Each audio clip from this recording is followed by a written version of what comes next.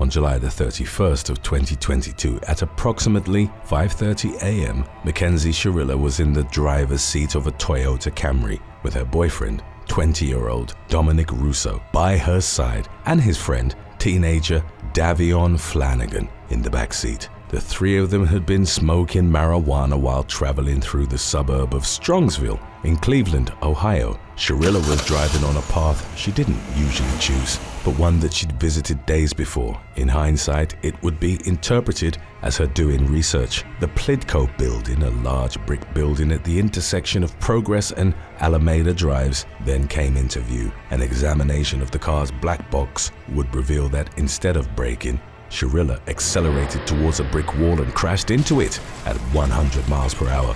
Russo and 19-year-old Flanagan died on the spot. Police were called to the scene roughly 45 minutes after the crash. Sharilla was hospitalized and recovered after undergoing multiple surgeries. The fatal accident was followed by an investigation, and police discovered that approximately 2 weeks prior to the incident, Sharilla had had an argument with her boyfriend. She was overheard threatening him over the phone that she would crash her vehicle. Sharilla and Russo's relationship was described as toxic, and in the month leading up to the incident, the former verbally abused her boyfriend on multiple occasions and damaged his belongings in fits of rage. During her trial, Sharilla was dubbed Hell on Wheels, and the prosecution showed social media videos of her attending a concert and celebrating Halloween in the crash's aftermath. One TikTok video, which wasn't presented in court, showed the teen bragging that she was one of those girls who can do a lot of drugs and not die. In August of 2023,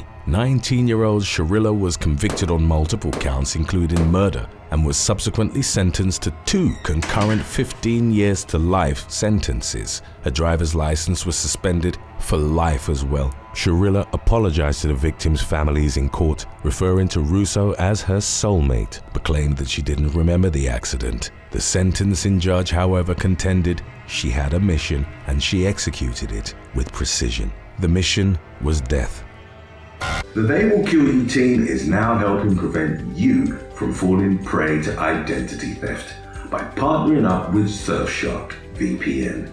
Surfshark has over 3,200 servers across 100 countries that encrypt your data and shield your online identity by keeping your personal information safe from cyber threats, thus giving you online security and freedom anywhere you go. On vacation? Change your virtual location back to your home country for a taste of familiarity. Unblock content and access global streaming services like Netflix, so you can keep watching your favorite shows on the road. Have to log in using public Wi-Fi? Well, don't fret. Surfshark's encryption secures your data, protecting it from hackers while also blocking ads, trackers, malware, and phishing attempts, so that you can browse safely throughout the web.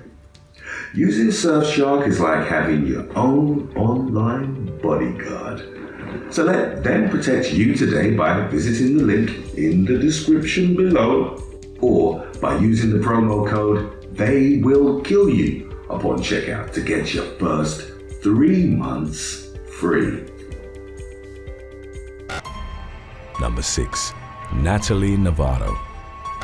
Police in Garland, Texas, received reports about a man who was unresponsive inside his car on August 29th of 2023. Officers dispatched to the scene in Audubon Park found 21-year-old Arturo Peña dead in his vehicle after he'd been fatally shot.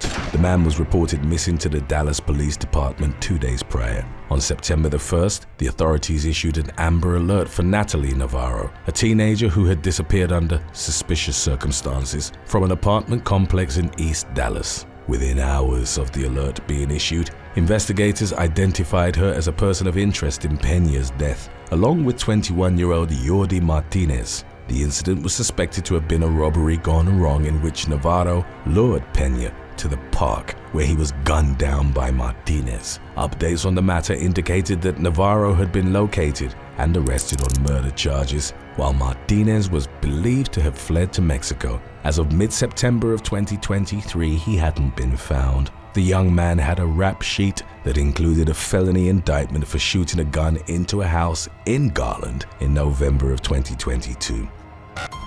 Number 5. Dimitri Popov.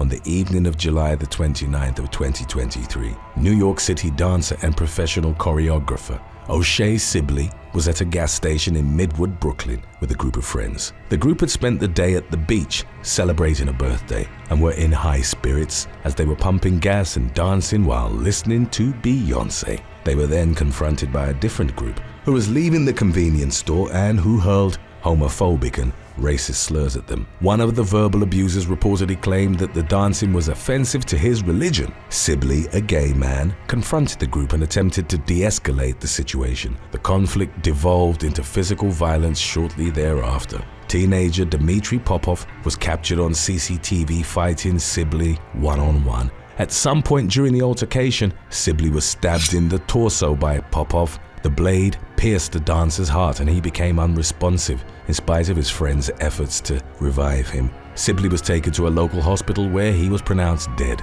Following the incident, Popov surrendered to law enforcement in Brooklyn on August the 4th. Less than a week later, the teenager was charged with second-degree murder as a hate crime and criminal possession of a weapon. He was held without bail and faced at least 20 years in prison if convicted. Popov pleaded not guilty during a subsequent court appearance. The high school senior was set to be tried as an adult with his next court date scheduled for October of 2023. Number 4. Montserrat Carrillo Castilla. 19-year-old Montserrat Carrillo Castilla and her friend Haley Parchmont were invited to a restaurant by 36-year-old Willie Honorable Jr. on March the 6th of 2016. The latter was an aspiring rapper and record producer who recently moved to Texas from California. The girls, both dancers and escorts, were promised dinner and $500. After the meal, Honorable took Carrillo Castilla and Parchmont to the house he was renting in Cinco Ranch, where he was allegedly running an escort business. Carrillo Castilla reportedly came to realize that the man was not their client, but was trying to recruit them instead. Parchmont agreed to go upstairs with Honorable while he showed her the house. They were reported to have had intercourse, and at the end of the night, Parchmont and Carrillo Castilla left without receiving any pay. The latter was the last person seen leaving Honorable's home before the man was found dead, with 3 gunshot wounds to the back of his head. His $30,000 watch had also been stolen. An investigation was launched, but officers couldn't find any forensic evidence, as it appeared that the killer had meticulously cleaned the scene, removing blood, hair, and any potential DNA. Carrillo Castilla was identified as the primary suspect and she was charged with murder but pleaded not guilty. The prosecution's case hinged on witnesses to whom Carrillo Castilla had allegedly confessed the killing. Her suspected motive was that she'd sought revenge after Honorable had allegedly forced himself on Parchmont. While the two were upstairs, Carrillo Castilla allegedly texted another friend to complain that they'd been sent to a man who wasn't a client and who was already running an escort operation. Parchmont was granted immunity in exchange for her testimony, and she stated in court that Carrillo Castilla had confessed the murder to her. The defense attorney argued that Carrillo Castilla was a girl who'd gone the wrong path and had become caught up in the dangerous underworld of human trafficking. The young woman's defense proposed that the killing had actually been carried out by a rival escort runner because Honorable was trying to poach his workers. The prosecution stated that Carrillo Castilla was trying to use her violent friends as an excuse and that she should be held accountable for the murder. The jury ultimately found Carrillo Castilla not guilty of the murder in July of 2018. Number 3. Nico Brown. On August 29th of 2023, a mother and her daughter were in the living room of their home in the Carver Shores neighborhood of Orlando, Florida. At around 8:20 p.m., bullets pierced through the wall of the room and struck them both. They were consequently taken to a local hospital. The mother survived, but her daughter, who was identified as Ajalia Hashim, received medical care for 2 days before succumbing to her injuries. An investigation revealed that the fatal bullets had come from a drive-by shooting that had been carried out on their street. One of Wright's neighbors heard rapid gunshots and called 911 on the day of the incident. The shooting had also resulted in the death of 19-year-old Isaiah Wright. In September of 2023, local law enforcement arrested teenager Nico Brown in connection to the incident. Even though he'd been accused of killing 2 people, Brown flashed a smile to the cameras while he was taken to a patrol vehicle in handcuffs. As of the latest updates on the matter, Brown was expected to face charges of first-degree homicide. The authorities didn't confirm whether Isaiah Wright was the target of the shooting. Number 2. Therese Poe. While still in his teens, rapper Therese Poe, who performed as Castilla, rose to prominence on the drill rap scene in Jacksonville, Florida with a breakout hit called Tired of Shooting. Poe frequently aimed lyrics at his street rivals, which made him a favorite among hip-hop bloggers and fans, but also resulted in a series of bloody street feuds. On March the 19th of 2020, Poe, aged 19 at the time, was on a date with his girlfriend, high school senior and cheerleader Inandi Weich. As she was dropping off Poe at the Sherwood Forest community, a gray vehicle pulled up and opened fire on them. Weich was shot dead while Poe was non-fatally injured. 21-year-old Roland Ball Jr. and teenager Javion Porter were arrested for the drive-by. It was determined that the hit was meant for Poe in retaliation for the fatal shooting of 20-year-old Daquan Saxton, which had occurred 2 days prior. 5 months after the death of his girlfriend on August 3rd of 2020, Jacksonville law enforcement found Poe in a vacant lot with a gunshot wound to his leg. Officers were responding to a call about a shootout in progress at a convenience store nearby. An AR-15 rifle was also found roughly 70 yards from Poe, along with a spent shell casing and a hoodie with holes cut in the hood, made for it to double as a mask when worn backwards. An examination of the evidence from the scene would later reveal that Poe's DNA was on both the rifle and the sweatshirt. After the incident, the rapper released a song describing a similar situation to the one in which he'd found himself in August of 2020. He rapped about being shot, dropping his gun, stripping the hoodie, and being saved when the police arrived at the scene. Prosecutors took the lyrics into consideration and pointed to them as evidence of Poe's participation in the incident. In February of 2021, Poe was charged with being a gang-related felon in possession of a firearm. In the spring of 2023, after less than an hour of deliberations, the jury found him guilty and he was sentenced to 12 years behind bars. At the time, Poe had an active murder case stemming from an incident that had occurred on September the 28th of 2021. Leading up to it, he'd been feuding with area rapper Spinner Benz, Noah Williams by his real name. He was one of several rappers in the viral video for the song Who I Smoke, in which they openly boasted about people they'd gunned down, including Poe's best friend, Adrian Gaynor, also known as Bibby. In September, Williams was live streaming on social media when he accidentally revealed his location. He was sitting in a Dodge Challenger with 2 other rappers at a gas station when a black Range Rover Evoque pulled up and opened fire on them. As Williams and another man fled, their companion, named Xavier, aka No Face, was left behind and he was fatally shot in the head. The following day, local police chased after a vehicle matching the description of the SUV from the scene. The Evoque crashed into a pole during the pursuit and 2 people exited the vehicle attempting to run off.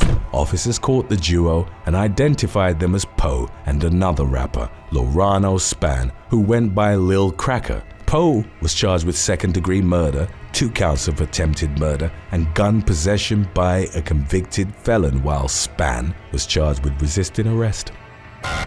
If you have yet to watch our release on when missing warning signs goes wrong, then we have that coming up for you right after number 1. Stay put if you'd like. Number 1. Jennifer Elizabeth Marie Broxson. On October the 22nd of 2020, Florida teenager Jennifer Elizabeth Marie Broxson texted a man on Snapchat and arranged to meet up with him for intimate relations. The unnamed man subsequently drove to pick Broxson up.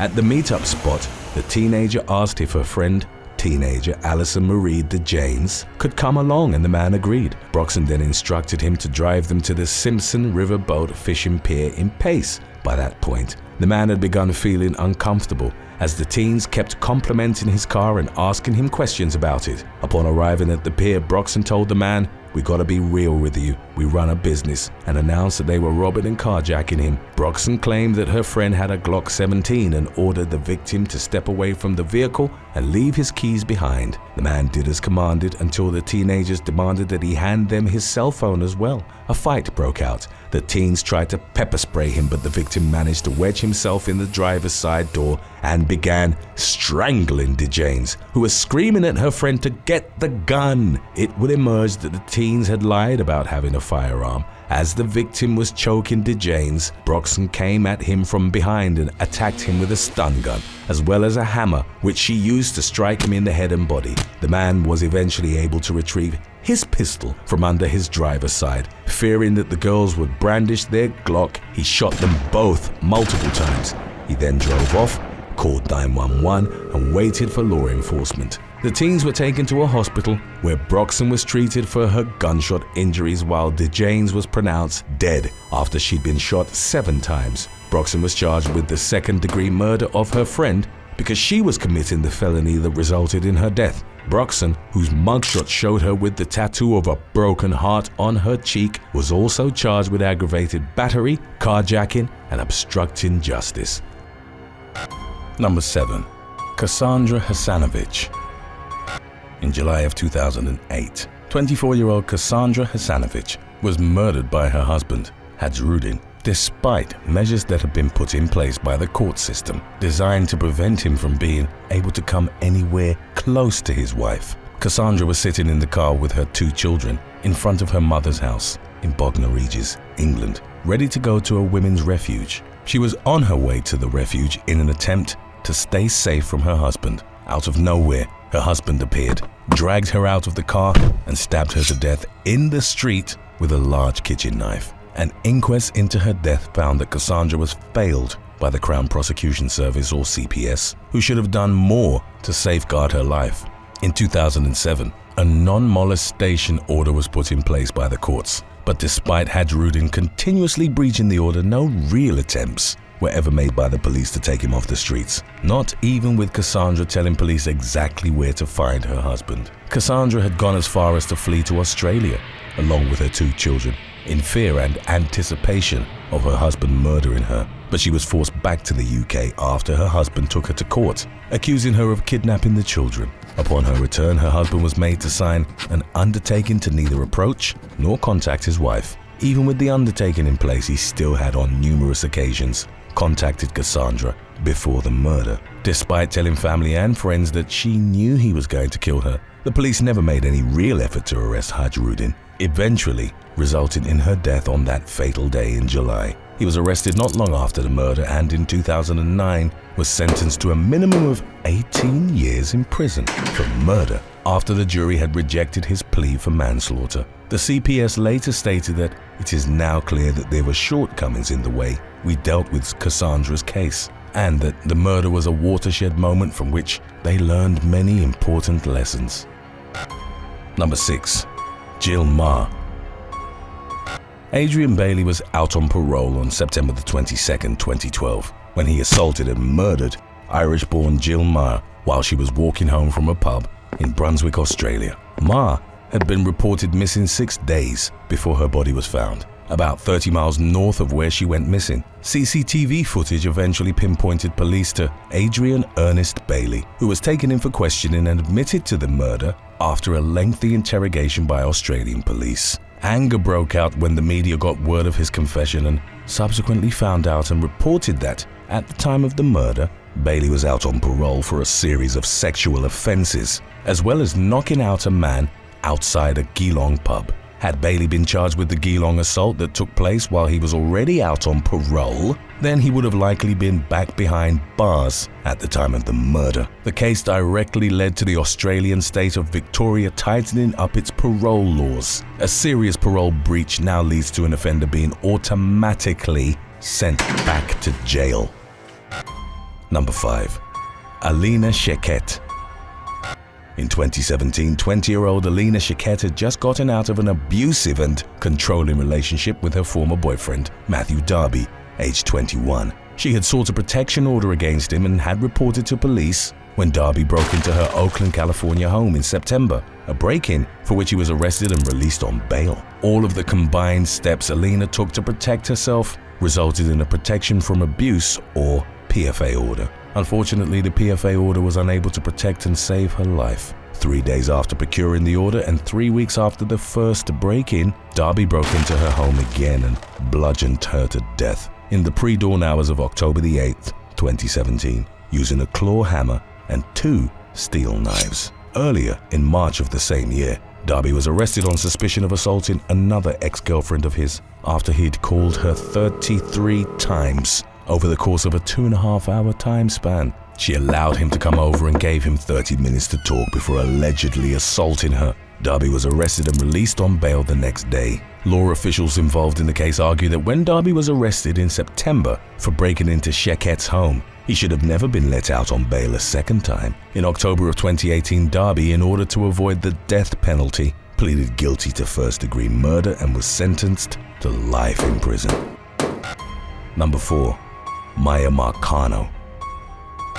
19-year-old Maya Marcano, a Valencia College sophomore, was last seen at around 5 p.m. on September the 24th, 2021. 7 days later, her body was found in a wooded area 17 miles west of Arden Villas Apartments in Orlando, where she lived and worked in the building's leasing office. Maya was discovered with her mouth, wrists, and feet bound by duct tape. Shortly before being officially reported missing, family members decided to enter her apartment for a welfare check and found her apartment in disarray and with blood on her pillow. A maintenance worker by the name of Armando Caballero, who worked at the apartment complex, quickly came under suspicion by family and police. Caballero had been seen entering her apartment using a master key just shortly before she vanished.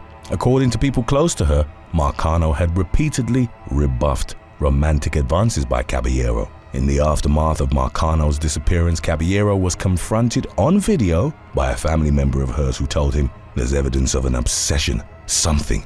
You're fascinated with Maya. As of right now, you have sent obsessive texts to Maya. We have all seen the texts. You talked about giving her your life savings. You cash-apped her money, and you claimed that you weren't in touch." Police weren't able to act on these warning signs before her disappearance, and not even in the immediate aftermath of it. It took police 3 days to make a sufficient case against Caballero, but by the time they entered his apartment, it was too late. Number 3. Ellie Gould.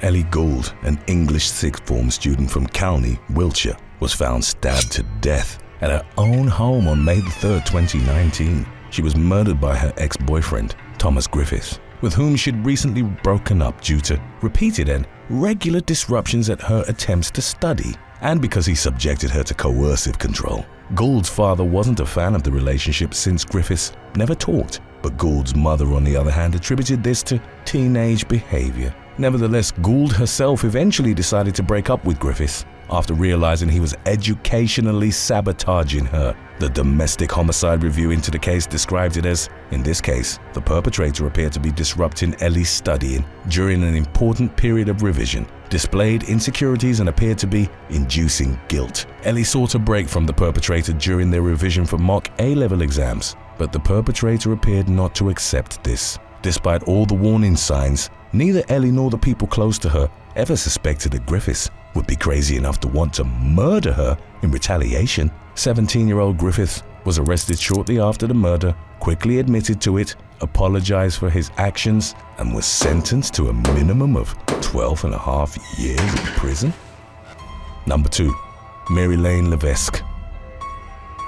Mary-Lane Levesque was found dead on January the 22nd, 2020, in a Quebec City hotel room. She was stabbed 57 times in her chest, stomach, and back by Eustachio Gallesi, a 49-year-old convicted murderer out on day parole. Gallesi had spent the previous 15 years in prison for the brutal slaying of his wife in 2004. Within 1 year of having been granted day parole, Gallesi killed again. Gallesi had met Levesque, an escort worker, in May of 2019 during visits to an erotic massage parlor. A joint investigation by corrections and parole officials into the management of Eustachio Gallesi's case found that there had been warning signs that his case management team failed to properly assess. He was permitted by his parole officer to visit the parlor once a month, despite his history of domestic violence, something that should have never been allowed in the first place. Permission was subsequently revoked by the Parole Board of Canada in September of 2019,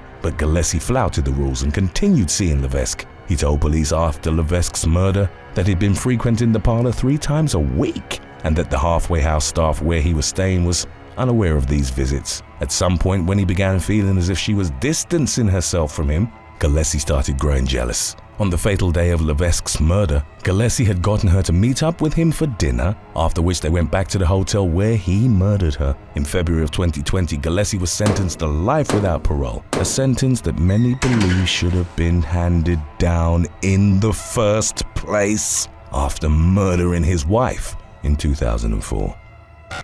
Number 1. Melissa Matheson.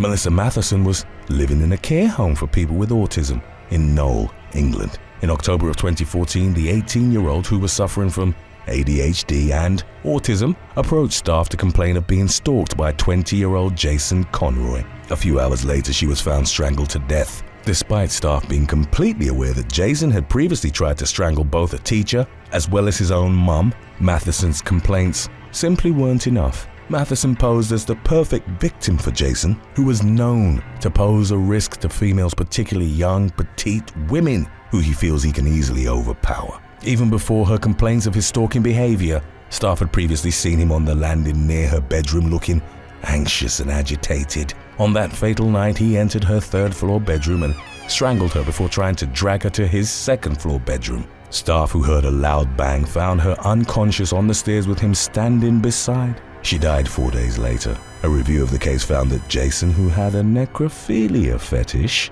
had still been allowed close to Matheson, despite her complaints and despite staff knowing everything about his deranged state. The review also found that Jason was even more dangerous than staff could have known. In March of 2013, at another residential school, he strangled another female staff member to the point of unconsciousness, at which point a male staff member intervened. A case review of the incident found that his actions should have been immediately reported to the police, but it was not. In the end, 13 recommendations came from the review, some of them at a national level, in an effort to prevent such an accumulation of errors from ever happening again.